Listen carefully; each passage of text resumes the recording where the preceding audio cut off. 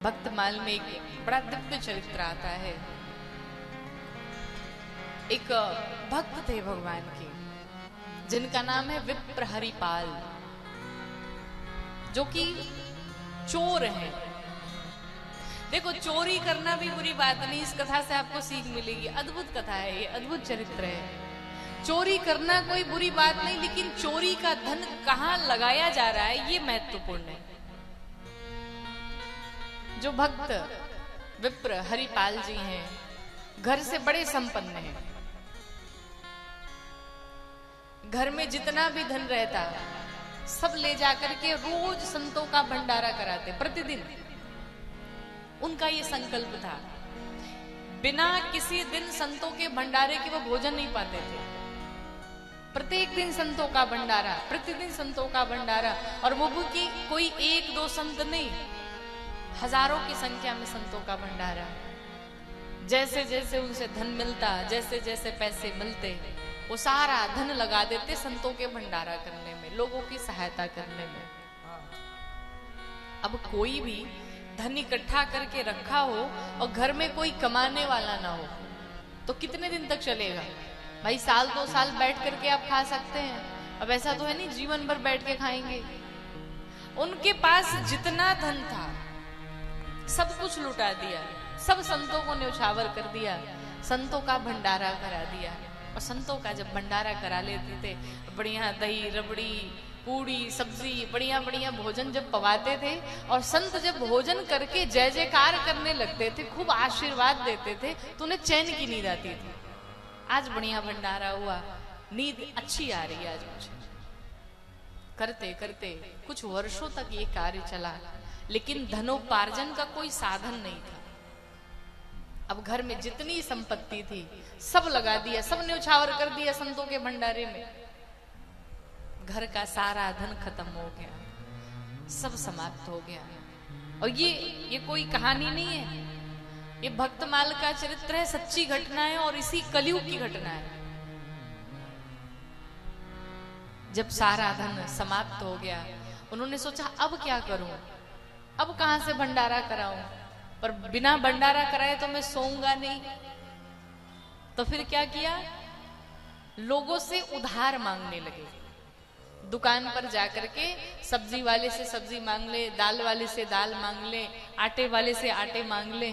तो बड़े घर के थे, चूंकि अमीर थे, तो उन्हें कौन न उधार दे, क्रेडिट पहले से बना हुआ था। तो जितने दुकानदार थे सब इन्हें दिया करते थे, उधार दिया करते थे। और ये ले करके रोज भंडारा कराए, रोज भंडारा कराए। लेकिन उधारी भी कब तक चलेगी? सिर्फ लेना ही लेना था, देना तो था नहीं। अब दे तो पाते नहीं थे, उधार तो ले लेते थे, पर दे कहां से? कुछ दिनों तक चलता रहा। अब जितने दुकानदार थे सब पीछे पड़ गए। सब्जी वाला कहे हमारे सब्जी का पैसा दो, दाल वाला कहे हमारे दाल का पैसा दो, सब पीछे पड़ गए। अब जैसे ही घर से बाहर निकलते सब अपना उधारी मांगना शुरू कर देते। क्या करे, कहां से वापस करें? तो एक दुकानदार ने कहा, भाई साहब अब उधार नहीं दे पाऊंगा। क्यों? पहले पिछला पैसा वापस करो तब दूंगा। पिछले जो कुछ भी दिए थे वो सब क्या किया? तो संत हरिपाल जी कहे, मैंने तो भंडारे करा दिए संतों का। तो दुकानदार पूछे कि हमने भंडारे के लिए थोड़ी बोला था। तो ये कहे, तुमने बोला नहीं था लेकिन हमने करा दिया तुम्हारे नाम से। तो दुकानदार कहे, बड़ी जबरदस्ती है, हमने बोला भी नहीं भंडारे के लिए, तुम जबरदस्ती भंडारे करा दिए। क्यों कराया? कहा, भाई मेरे पास व्यवस्था नहीं थी तो हमने तुम्हारे नाम पे भंडारा करा दिया। कहा, हमने थोड़ी बोला था कि तुम भंडारे कराओ। संत हरिपाल जी कहे, दुकानदारों ने सोचा कि अब इन्हें एक भी चीज देने लायक नहीं है, ना ये पैसे वापस करेंगे, ना अब इन्हें हम सामान देंगे। दुकानदारों ने भी हाथ खड़े कर लिए, नहीं दिया, बिना भंडारे कराए। उन्होंने बैठे बैठे सोचा, अब मैं चोरी करूंगा, लोगों के घर में चोरियां करूंगा और चोरी करके भंडारे कराऊंगा, पर मानूंगा नहीं। देखो कितनी श्रद्धा है, कितनी निष्ठा है। आदमी को एक बहाने चाहिए होता है कि मेरे पास है नहीं, मैं कहां से करूं।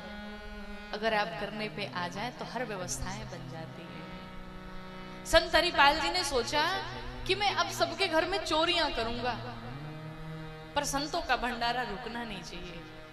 उन्होंने सबके घर में चोरियां करना प्रारंभ किया। और चोरी भी किसके घर में? जो भगवान के भक्त नहीं होते थे उनके घर में चोरियां करते थे, जो नास्तिक होते थे, जो भगवान को नहीं मानते थे, जो खूब अमीर होते थे लेकिन फिर भी कंजूस होते थे। ऐसे वाले कंजूस की चमड़ी भले चली जाए पर दमड़ी न जाए, ऐसे वाले कंजूस अमीरों के घर में चोरियां करते थे। और चोरी भी क्या करते थे? पैसे रुपए नहीं, सोने चांदी नहीं, जेवर नहीं, फिर सबके घर से, किसी के घर से दाल चुराते थे, किसी के घर से सब्जियां चुराते थे, किसी के घर से चावल चुराते थे। अर्थात जो भी भंडारे में लगता था वही चोरी करते थे। सबके घर से चोरियां करते थे। चोरी करते करते एक बार एक बड़े भक्त है भगवान के, एक सेठ हैं, उनके घर में रात्रि में चोरी करने पहुंचे। जब रात्रि में चोरी करने पहुंचे, आधी रात में सेठ तो सो रहा था लेकिन उसकी बेटी जग रही थी। तो संत भगवान जब चोरी करने के लिए पहुंचे उसके घर में, तो कुछ आवाज गई होगी कानों में। बिटिया ने कहा, रे पिताजी उठो उठो, चोर आया है घर में। उस सेठ ने कहा, शांत हो जाओ, सो जाओ, कोई चोर नहीं आया है, वो तो संत हरिपाल जी आए हुए हैं आज हमारे धन को शुद्ध करने के लिए।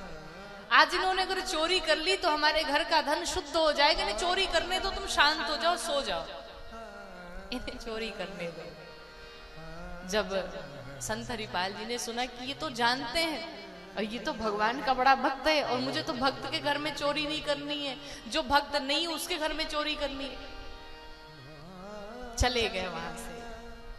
अब पूरे शहर में, पूरे क्षेत्र में ये शोर मच गया कि ये चोरी करते हैं, पर भंडारा नहीं रुकना चाहिए महाराज। ऐसी निष्ठा, ऐसी श्रद्धा। किसी ने कहा एक काम करो, इनका विवाह करा दो, शायद जिम्मेदारियां पड़े तो कुछ काम धाम करने लगे और थोड़ा मन बदल जाए इनका। तो कहीं से सुनने में आया, किसी ने कहा कि एक कन्या है, जो ऐसी कन्या है जिसका संकल्प है, जिसका प्रण है कि जो प्रतिदिन 1000 संतों का भंडारा करेगा उसी से मैं विवाह करूंगी। तो जब संत हरिपाल जी के पास ये बात आई कि ऐसी कन्या है जिसका संकल्प है कि जो लड़का, जो व्यक्ति 1000 संतों का नित्य प्रति भंडारा करे उसी से मैं विवाह करूंगी। संत हरिपाल जी ने सोचा ये तो और बढ़िया है, मैं तो भंडारा करता ही हूँ और देखो पत्नी भी ऐसी मिल रही है जो जिसका संकल्प ही है कि प्रतिदिन 1000 संतों का भंडारा। कोई बात नहीं, 1000 क्या 1500 भंडारे हो जाएंगे और ये तो विवाह हो जाए तो और अच्छा हो जाएगा। क्यों? अरे जब भोजन बनाना होता है तो साधु संतों को बुला करके भोजन बनवाना पड़ता है, और जब पत्नी आ जाएगी तो हम दोनों पति पत्नी मिलकर के साथ में भगवान श्री ठाकुर जी के लिए भोग लगाएंगे, भोग बनाएंगे, संतों का भंडारा कराएंगे।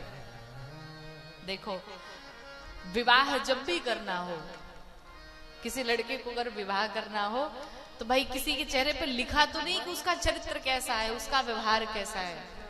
अगर आप चाहते हो कि आपको एक सुंदर सी धर्म पत्नी मिल जाए तो एक काम करो, ठाकुर जी के पास जाकर के ठाकुर जी से कहिए, ठाकुर जी अपनी सेवा के लिए एक ऐसी कन्या दे दो जो आपको अच्छे अच्छे भोग बना करके खिलाए। ठाकुर जी आपको अपनी व्यवस्था करनी है। अगर अच्छी संस्कारी घर में कन्या आ गई तो अच्छे अच्छे व्यंजन बना करके आपको रोज भोग लगाएगी। निश्चित रूप से ठाकुर जी आपके लिए एक ऐसी संस्कारी कन्या ढूंढेंगे जिसके साथ आपका पूरा जीवन निर्वाह हो सकता है बड़े आनंद के साथ। अर्थात जो कुछ भी जीवन में हमें चाहिए वो सब ठाकुर जी के लिए कह दो, फिर ठाकुर जी जो व्यवस्था करेंगे उसमें कोई कमी नहीं होगी। विवाह हो गया, पत्नी घर पे आई, अब प्रतिदिन वही कार्य, रोज भंडारा, रोज चोरी करना, रोज भंडारे करना, रोज चोरी करना, रोज भंडारे करना। करते करते अब एक दिन पत्नी परेशान हुई कि भाई ये चोरी कब तक चलेगा। अभी बैठ करके बात ही कर रहे थे, तब तक अचानक से 1000 संत घर पे पधार गए महाराज। भंडारे कराने के बाद 1000 से ऊपर लगभग संत घर पे आ गए। अब घर पे ये स्थिति कि एक दाना भी नहीं है कि उन संतों को भंडारा करा सके, उन संतों को भोजन करा सके, कुछ नाश्ता ही करा सके, ऐसी स्थिति घर में आनी पड़ी है। कोई दूसरा होता तो कह देता महाराज बहुत भंडारे करा चुके, अब स्थिति नहीं हमारी भंडारे कराने की।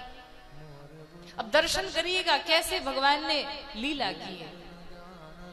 हरिपाल जी ने कहा कोई बात नहीं, हे ठाकुर जी अब आप ही हमारे संकल्प को पूरा करो। हे ठाकुर जी किसी ऐसे बड़े घर में चोरी आज करा दो, कोई ऐसा धन मिल जाए कि सभी संत भूखे न जाने पाए। और इतना ही नहीं, बड़ा दृढ़ संकल्प ले लिया। संत हरिपाल जी कहते हैं प्रभु अगर आज ये संत हमारे घर से भूखे चले गए तो प्रभु हम दोनों पति पत्नी मिलकर के अपने प्राण त्याग देंगे, मर जाएंगे। संत अगर भूखे हमारे घर से चले गए तो भूखे नहीं जाने चाहिए, अब कुछ आप उपाय करो। भगवान ठाकुर जी, भगवान नारायण ऊपर से बैठे बैठे देख रहे थे अपने भक्त की लीला। भगवान ने कहा कुछ तो करना पड़ेगा। अब भगवान नारायण ने क्या किया, भगवान नारायण एक सेठ का स्वरूप बनाए, पगड़ी उगड़ी बढ़िया लगाया और प्रभु तैयार हो गए। रुक्मणी मैया ने पूछा प्रभु कहाँ जा रहे हो बड़े सज संवर के? तो भगवान ने सोचा कि बता ही देता हूँ। भगवान ने कहा देखो एक मेरा भक्त है और लीला करने जाना है और आपको भी अगर साथ में चलना है तो चल सकती हो, लेकिन साधारण सा वेश बना करके। और शर्त यह है कि हमारा भक्त अगर कुछ बोल भी दे, कुछ कह भी दे तो गुस्सा नहीं होना है, नाराज नहीं होना है। जाओ तैयार होकर के आ जाओ। जब माताओं को तो वैसे ही सोना बड़ा प्रिय है, और माताओं से थोड़ा सा कह दिए तैयार हो जाओ तो पूरे सोने चांदी एकदम आभूषण मैया श्रृंगार करके चले पड़ती हैं। भगवान नारायण ने कह क्या दिया कि देवी तैयार होकर के आओ। अब रुक्मणी मैया सर से पांव तक सोने से लद गई, सोने से पूरा शरीर भर लिया। तैयार होके भगवान ने कहा है चलना है तो तैयार होकर के आ गई, पूरे सोने चांदी हीरे मोती पहन करके मैया चल पड़ी भगवान नारायण के साथ। चलते चलते भगवान नारायण मैया रुक्मणी के साथ में एक जंगल में आए। इधर से संत हरिपाल जी जंगल में सोचे कि आज इधर से जो कोई भी आएगा ऐसे नहीं जाने दूंगा, आज तो बड़ी चोरी करूंगा। और संत हरिपाल जी लठ लेकर के खड़े हो गए, इधर से किसी को एंट्री नहीं मिलेगी। और मेरे प्रभु नारायण उधर ही से चले आए। भगवान नारायण मैया रुक्मणी के साथ में आ रहे हैं। तब तक जैसे ही हरिपाल जी ने देखा अरे इतनी सुंदर स्त्री और इतने सुंदर सुंदर गहने, पूरा आभूषण पड़ा हुआ है, अगर मैं ये सारे चोरी कर लेता हूं तो मेरा तो जीवन भर का भंडारा चलेगा बढ़िया। रोक लिया, कहाँ जा रहे हो? भगवान नारायण ने लीला की। भगवान नारायण पूछते अच्छा सुनो सुनो, एक बात पूछनी है। अच्छा पूछो। हरिपाल जी से भगवान नारायण ने कहा एक बात बताओ, हमने सुना है कि यहाँ पर बहुत बड़ा डाकू रहता है, बहुत बड़ा चोर रहता है। कहा उसका नाम क्या है? कहा उसका नाम हरिपाल है। बड़ा भय लगता है महाराज उससे। हरिपाल जी ने सोचा कि देखो ये कितने भयभीत हो रहे हैं हमसे, और वो डाकू तो मैं ही हूं, पर बताया नहीं। अब हरिपाल जी ने भगवान को डराना शुरू किया कि ये डर जाए। कहा महाराज बहुत बड़ा डाकू है और उसे अगर अच्छे से धन न दिया जाए तो वो तो मार भी डालता है, मृत्यु हो सकती है। तो भगवान नारायण ने कहा सरकार आप एक काम करो, हम इस रास्ते में अनजान हैं, आप एक काम करो हमें जंगल जरा पार करा दो। हरिपाल जी ने कहा ऐसे नहीं पार कराऊंगा। फिर कहा सोने की मोहर देनी पड़ेगी।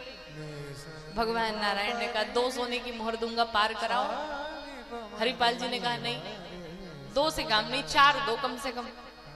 4 सोने की भगवान ने मुहर दी और भगवान नारायण को हरिपाल जी ने कहा यही रुको मैं अभी आता हूं। हरिपाल जी गए, तुरंत घर पे गए, पत्नी को 4 सोने की मोहर दी।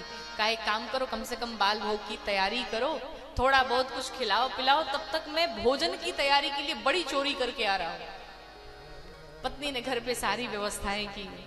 इधर संत हरिपाल जी आए भगवान नारायण के पास, भगवान नारायण को लेकर के जाने लगे। थोड़ी दूर जब गए तो हरिपाल जी ने कहा, देखो जिस डाकू की तुम बात कर रहे थे ना, वो डाकू कोई और नहीं, वो डाकू मैं ही हूं। भगवान नारायण तो कांप गए बिल्कुल, भगवान की तो लीला चल रही थी, भगवान बिल्कुल डर गए। और वहीं पर संत हरिपाल जी अपनी लठ वहीं गाड़ दिए। कहा, अगर ये सारे सोने उतार करके नहीं दिए तो समझ लें तुम्हारी बड़ी दुर्गति होगी। मैया रुक्मिणी जल्दी जल्दी अपने शरीर से सारे गहने निकाल करके देने लगी। हाथ में एक अंगूठी बची थी मैया रुक्मिणी के। जब देखा हरिपाल जी ने, कहा भी तो एक अंगूठी ऐसी है जो बड़ी महंगी है, ऐसी अंगूठी अगर मिल जाए तो कई भंडारे हो सकते हैं। मैया रुक्मिणी से कहा कि मुझे ये अंगूठी प्रदान करो, शीघ्र निकाल करके दो, वरना तुम्हारे प्राण हरण कर लूंगा। संत हरिपाल जी ने ऐसे डांटा भगवान को, ऐसे डांटा भगवान को कि भगवान को रहा नहीं गया। अब मैया रुक्मिणी से ऐसे बात कर रहा है, भगवान नारायण ने सोचा कहीं ऐसा ना हो कि रुक्मिणी मैया इसे श्राप दे दे, बेचारा अच्छा खासा संतों का भंडारा कराने जा रहा है, अगर श्राप दे दिया रुक्मिणी मैया ने तो सब गड़बड़ हो जाएगी। भगवान ने सोचा इससे अच्छा है कि मैं अभी आकर के दर्शन ही दे दूं। और भगवान नारायण ने उसी समय आकर के और संत हरिपाल जी को दर्शन दे दिया। बोले संत भगवान की और लक्ष्मी नारायण भगवान की। भगवान ने वहीं पर दर्शन दे दिया। कहते हैं कि भगवान ने सबको लूटा, भगवान ने माखन चोरी की, भक्तों का हृदय चोरी किया, भक्तों के हृदय को लूट लिया। लेकिन एक संत हरिपाल जी ऐसे भक्त हुए जिनसे भगवान स्वयं लूटने के लिए आ गए। तो भगवान अपने भक्तों के लिए कुछ भी करने को तैयार रहते हैं। हम धर्मार्थ करना चाहें, हम लोगों की सेवा करना चाहें तो निश्चित रूप से भगवान हर प्रकार से हमारी सहायता करते हैं। और यही हमारी सेवा हमारे परलोक के कल्याण का कारण बनती है। इसलिए परिवार के साथ साथ सबके लिए हम सब कुछ करें, लेकिन हमें स्वयं के लिए भी करना है कि भगवान के पास जाए तो हम भी कह सके प्रभु हमने इनकी सहायता की, हमने इनकी मदद की।